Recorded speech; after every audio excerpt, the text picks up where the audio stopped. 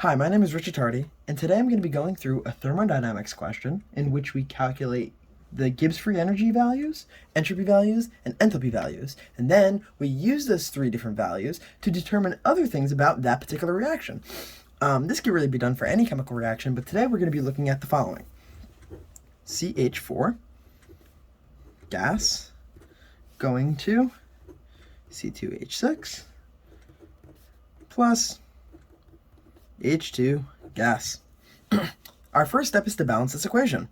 On the left we have one atom of carbon, but on the right we have two. So we can instantly first start this balancing with adding a coefficient of 2 to CH4. Now we have 2 carbon and 2 carbon. Next, let's look at hydrogen. On the left we have 4 times 2, 8. On the right we have 6 plus 2, 8. Okay, perfect. This was relatively easy. These technically have an imaginary 1 as their coefficient. Next, we want to do is calculate delta S, delta H, and delta G for reaction, as it is what is asked for the question. So we will do just that. Let's start with delta H.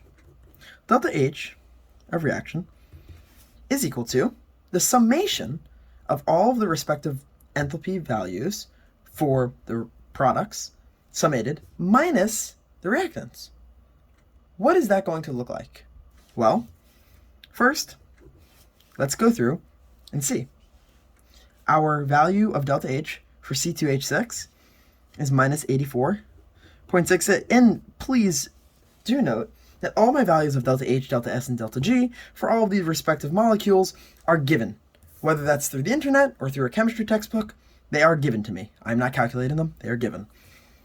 Minus 84.68 plus, again, the summation of all the products. For H2, it's 0. Minus the summation for reactants. CH4 has a value of minus 74.6. And we multiply this by 2 since there's 2 of them. When we do this math out, we find that delta H of reaction is equal to 64.5 kilojoules per mole. Now we're going to do the exact same thing. It's the same process for delta G and delta S. So we'll do just that. For delta G of reaction, we have first our value for delta G of C2H6 minus 32.0 plus 0 for H2 as being 0 minus our value minus 50.5 for CH4. And again, we multiply by 2 since there are 2 of them. And again, when we do this out, we find a value of 69.0 kilojoules per mole. Finally, we will do our value of delta S of reaction. And again, we summate our products. So we have 229.2 for C2H6 plus 130.7 for H2 minus our reactant, which is CH4 with a value of 186.3. And again, multiply by 2 because there are 2 of them. And when we do this out, we find that this equals a value of minus 12.7 joules per mole times Kelvin. Now let's go through the specific questions that are asked. First, is this reaction endothermic or exothermic? Well, that's contingent upon delta H. Delta H in this case is greater than 0, thus is endothermic. If it was less than 0, it would have been exothermic. So delta H of reaction is greater than 0 because 64.5 is clearly greater than 0. Therefore, we can conclude that the reaction is, in fact, endothermic. Next, it asks whether or not this reaction is spontaneous. Well, that's contingent upon Gibbs free energy, delta G, and whether or not it's greater than or less than 0. If it's greater than 0, it is not spontaneous, where if it's less than 0, it is spontaneous. In this case, 69 is clearly greater than 0. Therefore, it's non-spontaneous.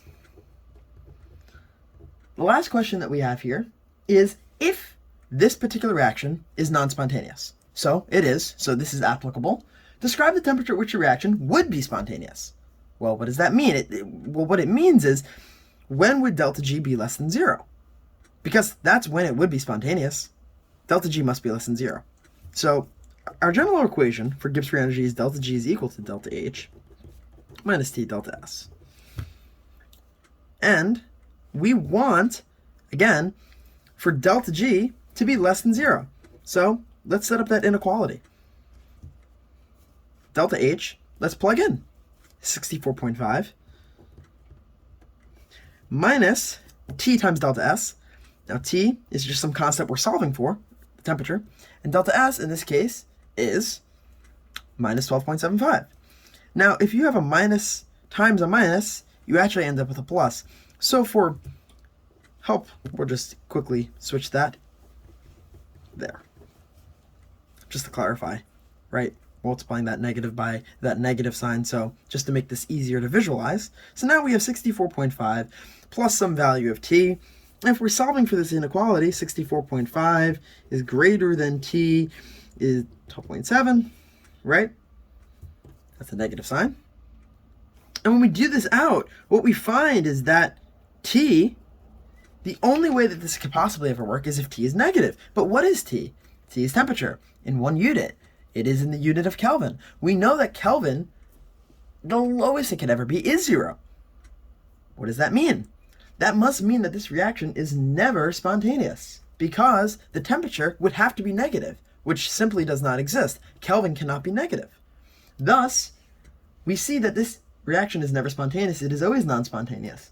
And then this next question is, at what temperature would this reaction be at equilibrium? Well, the same thing, really. I mean, at equilibrium, instead of 0 is greater than this, it would really just be 0. You're setting it equal to 0, right? And again, this can only ever work as if T, it's a 7 there, if T is negative. But it's simply not, because it can't be. That is all for today. Thank you.